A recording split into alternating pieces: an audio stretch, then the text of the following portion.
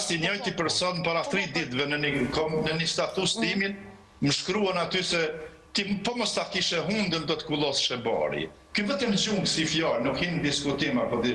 Edhe më herët, një herë publikisht ju kam drejtuar.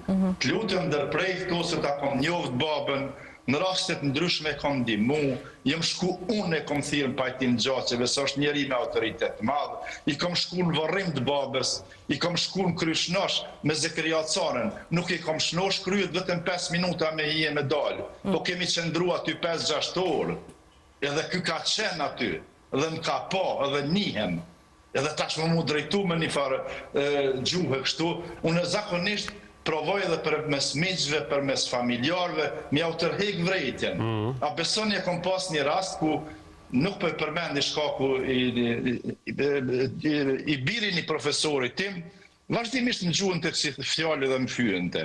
Po pasi motra e ti është një vajzë fisnike, është shumë e njohur në Kosovë, është një yll, dhe ju drejtova të lutëm a ka mundësi dhe tërhiqen nga këto fyre se mundëm edhe unë me përdor farfjale e cilën nuk kam dëshirë ta bëj kundër profesorit tim apo fëmijëve ti, apo familjes ti. A besoni? I njëjti njeri është detyru prej motrës tina me më kërku falje po të njëjtën ditë edhe me ndërprej ato kur mos e ka përsërit.